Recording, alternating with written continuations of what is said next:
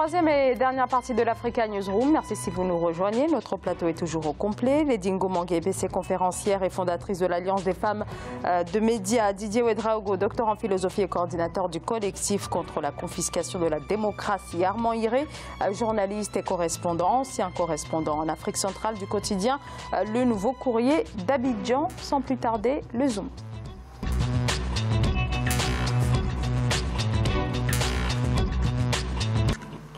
Les femmes entrepreneurs, l'un des piliers des économies africaines, mais difficile encore pour elles de sortir du secteur de l'informel à cause notamment d'un secteur bancaire inadapté. Les financements se font rares. Lever les obstacles, un impératif pour encourager cet entrepreneuriat. C'est justement la mission que s'est donnée le groupe marocain Attijari Wafa Bank et la Banque africaine de développement à travers un nouveau dispositif de partenariat qui vient d'être ratifié. Reportage d'Eva Pansou.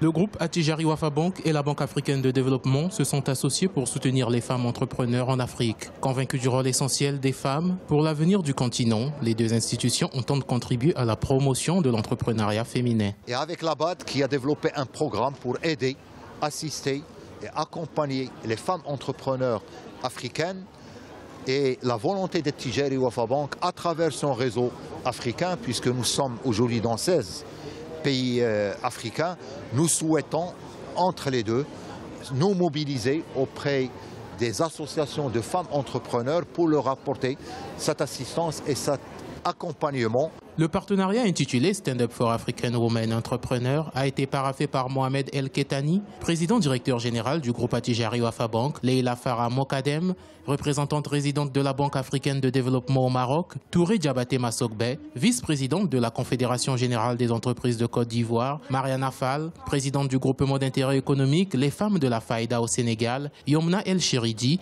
présidente de la BWE 21 en Égypte, et Aïcha Lasri Amrani, présidente de l'AFEM au Maroc.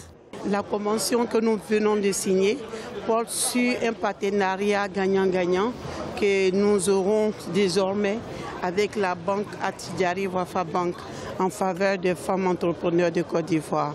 Les signataires de ce partenariat se sont ainsi engagés à créer un dispositif pour accompagner les femmes entrepreneurs dans chaque pays où le groupe Attijari Wafa Bank est présent, en synergie avec les actions déployées par la BAD à travers Initiative pour favoriser l'accès des femmes au financement en Afrique, AFAWA en sigle.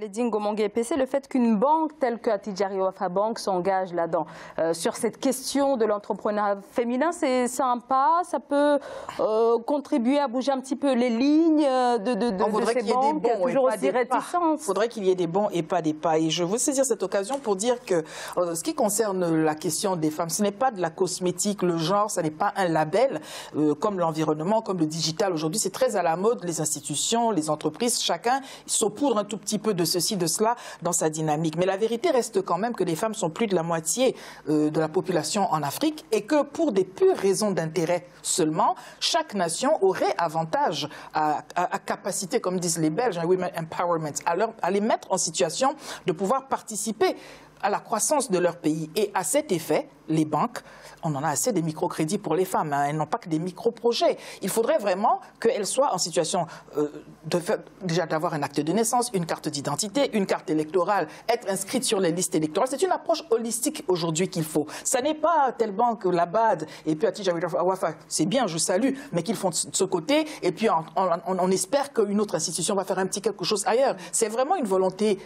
une politique volontariste qu'il faudrait, que le monde des femmes, mais aussi des hommes qui majoritairement sont aux commandes, comprennent que c'est plus de la moitié de la population et que c'est un manque à gagner. Pour des pures raisons d'intérêt, on peut ne pas aimer les femmes, on peut être misogyne, il n'y a pas de problème. Mais on peut aussi comprendre que la croissance d'un pays est tributaire de ce que toutes les forces vives soient mises à contribution et qu'il faille faire quelque chose pour cela. En l'occurrence, je salue cette initiative. Je suis secrétaire général du réseau francophone des femmes entrepreneurs, dont justement la présidente Asma Mourine est marocaine. J'ai vu là le logo de la FEM, l'Association des femmes entrepreneurs du Maroc. Donc oui, bien évidemment, tout est fait, mais ce serait tellement plus simple si, enfin, toutes les parties prenantes, privées, publiques et étatiques, comprenait qu'il faille vraiment le faire de manière globale pour qu'on arrive à un résultat. Aucune femme, je veux dire aucun entrepreneur n'a vocation à demeurer dans l'informel. C'est un manque à gagner, au moins pour son pays. Didier Ouedraogo, c'est tout un environnement social, politique, économique qu'il faut repenser finalement. Je crois que la place de la femme dans le développement du continent est primordiale. Ça, c'est au moins quelque chose dont je suis convaincu.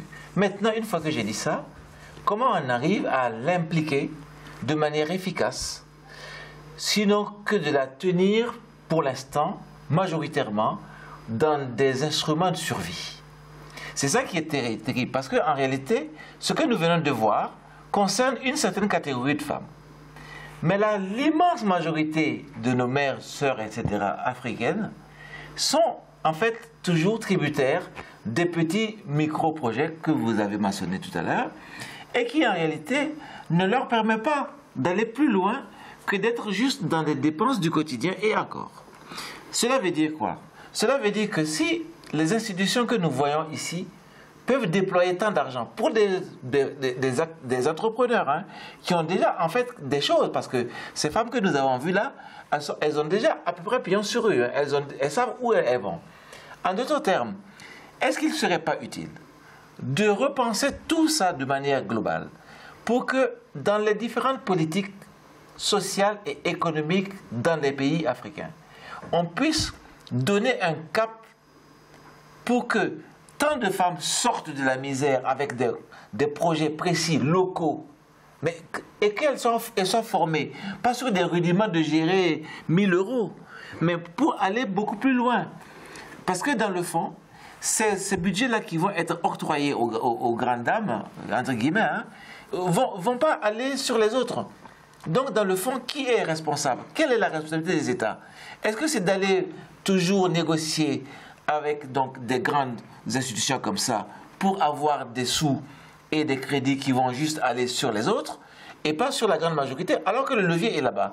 L'informel est de toute façon quelque chose. Soit on arrive à le réguler pour que ça serve au développement, soit on continue donc de le laisser comme il est et on reste dans le vivotage permanent. C'est ça la question qui est posée pour moi aujourd'hui. Et il n'y a aucune distinction que je fais entre les femmes et tout le reste de la population qui reste dans l'informel entrepreneurial. Armand Iré. Oh, je dirais simplement que Attijari Fafa, bénéfice exponentiel, installation dans 26 pays, 19 000 employés, la politique économique tentaculaire de Mohamed VI, désormais sur le continent africain, c'est une vitre.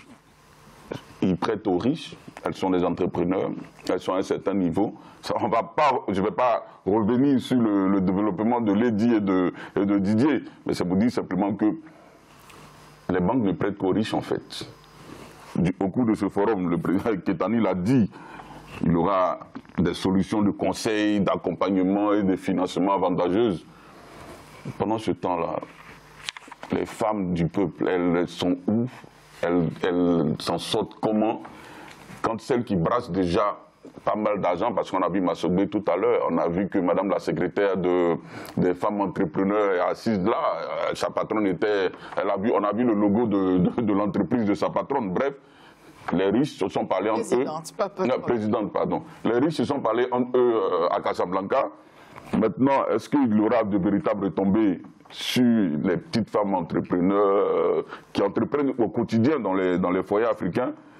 Alors, je voudrais mettre au défi ces deux messieurs qui font là du sentimentalisme. Tout d'un coup, ils s'apercevraient qu'il y a des dames qui seraient des petites mains ouvrières. Mais soyons sérieux quand même. Non, ça ne se perçoit pas depuis la nuit des temps. Oui, non, mais la question serait que fait le monde des hommes. Cependant, ce que j'aimerais quand même dire, c'est que l'entrepreneuriat, je l'ai dit, personne n'a vocation à demeurer dans l'informel en tant qu'entrepreneur, femme ou homme, bien évidemment. Mais tout cela est arrimé aux pesanteur sociale. Parce que finalement, être entrepreneur, la vie d'un entrepreneur, c'est quand même quelque chose de précis.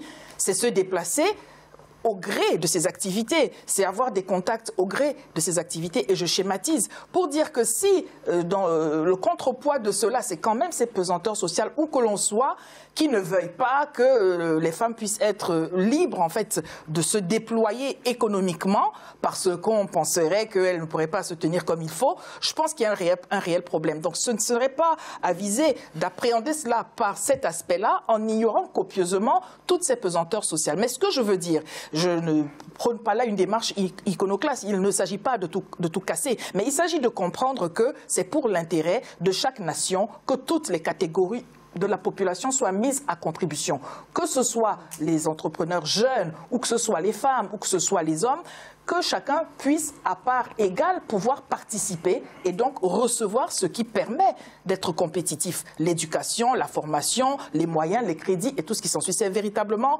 de cela qu'il s'agit. Mais on dit la même chose.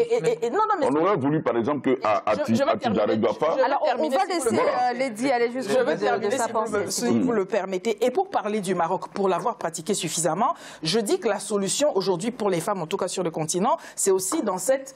c'est pour ça que je ne suis pas tout à fait d'accord avec vous sur le déploiement du Maroc qui ne serait qu'une invasion. C'est quand même une possibilité d'intégration sous-régionale. Le travail sud-sud, là au moins il prend tout son sens. Je l'ai pratiqué, je le pratique. À sens unique. Je sais très bien. Pas à sens unique, ça n'est pas rien. Vous savez, si on peut choisir son... Qui investit aujourd'hui au Maroc? C'est une femme qui vous parle. Qui investit au Maroc? Qui vous parle. Si on peut choisir son interlocuteur, c'est déjà bien. Vous savez, c'est déjà bien de pouvoir choisir en disant je vais commercer avec tel pays plutôt qu'avec tel autre. C'est déjà pas mal. Et je pense qu'on avance. Donc, sur le continent, il faut reconsidérer les choses. Il faut accepter que cela puisse venir du continent aussi. Et que cette intégration sous-régionale, quand ces dames se rencontrent là, et pour avoir été présente, je suis conférencière, vous l'avez dit, dans plusieurs rencontres. Ne ballonnez pas aussi l'hégémonie économique du Maroc. Il n'y a pas que les femmes d'un certain niveau, comme vous voudriez le laisser croire, parce que nous travaillons, et je vais parler seulement de ce que nous faisons, nous travaillons avec des femmes, comme on dit, de la base. Des Bayam Selam au Cameroun, ce sont des femmes qui se lèvent à pas d'heure, qui vont acheter des petits légumes, qui vont les vendre à la ville, avec tous les dangers que ça comporte, le risque de viol, le risque de vol et tout ce qui s'ensuit. Et elles sont les plus nombreuses.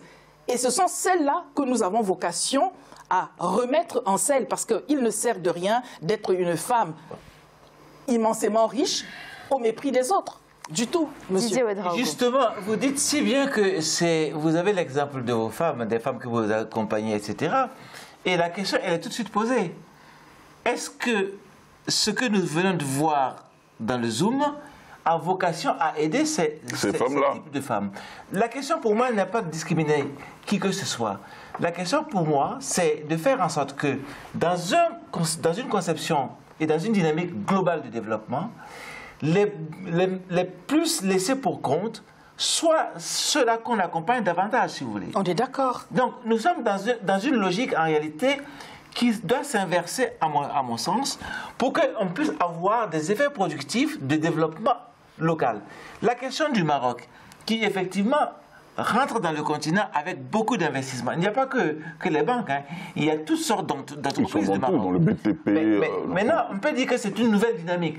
La seule question qui est posée, c'est comment les peuples africains se saisissent donc de cet apport qui apparaît tout à fait nouvellement sur le continent, comment on s'en saisit comme levier de développement endogène ou local ou régional. Mais je ne suis pas très sûr qu'une fois que j'ai formulé cette question, j'ai la réponse réellement. C'est ce que je tentais de dire tout de suite. Moi, je suis d'accord qu'à Tidjari Wafa, je vais y arriver. Puis, par exemple, prendre en compte 500 femmes dans mon bloqué natal pour dire on vous accompagne, par exemple, dans l'élevage du poulet, dans d'autres secteurs d'activité qu'on qualifie d'informels, mais qui sont des activités vraiment rémunératrices, génératrices de revenus. Aujourd'hui, on parle du Maroc. L'édition saute. Mais c'est la réalité. Vous parlez de la coopération sud-sud, mais à quel niveau? Ça se passe comment? Qui investit au Maroc? Aujourd'hui, ça sens unique. C'est le Maroc qui étend sa toile pratiquement sur toute l'Afrique. Ce que je voudrais dire, alors deux choses. C'est ce que je suis en train de faire comprendre. C'est bien beau.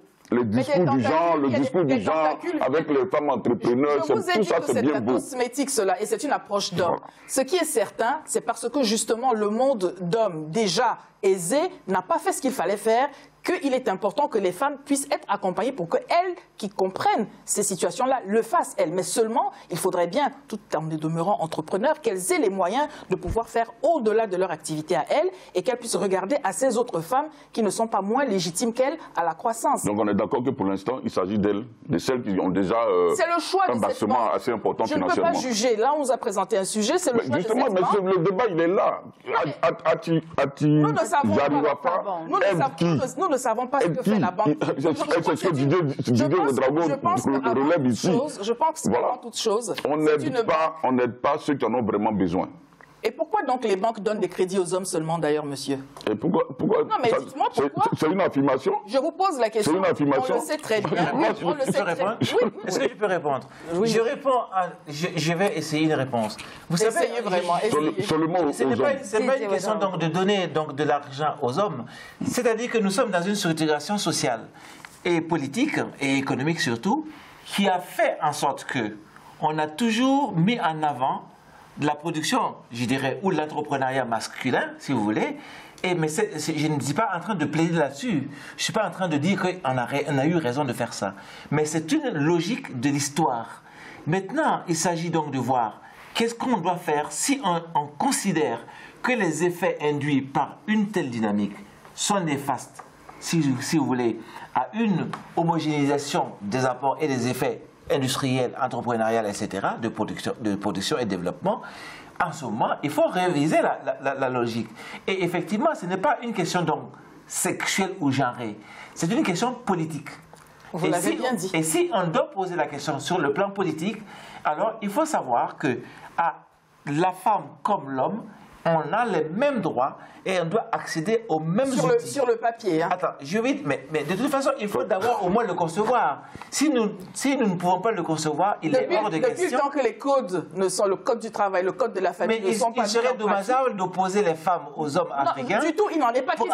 J'ai bien parlé de contribution d'une moitié de la population pour la croissance de nos nations. J'ai bien dit cela et je n'ai pas dit autre chose. Ce n'est pas une guerre d'Amazon, ne vous méprenez pas sur nos propos. Et c'est en cela que je dis que les femmes elles-mêmes devraient pouvoir comprendre qu'elles soient dans la société civile ou qu'elles soient dans l'entrepreneuriat, qu'elles ne devraient pas se contenter seulement de ce couloir-là, parce que véritablement, il faut être en politique aussi pour susciter des réflexions, prendre des décisions et mener des actions. Mais si soigneusement chacune se claque-mûre dans son couloir en disant « mais la politique c'est un monde de bandits », mais allez-y mesdames, à ce moment-là, vous verrez que vous pourrez changer les choses. Parce qu'il faut bien, et c'est là que je parlais d'approche holistique, globale. Merci beaucoup pour votre éclairage, Lady Ngomangue PC. Merci à vous également. Je rappelle que vous êtes conférencière et fondatrice de l'Alliance des femmes de médias.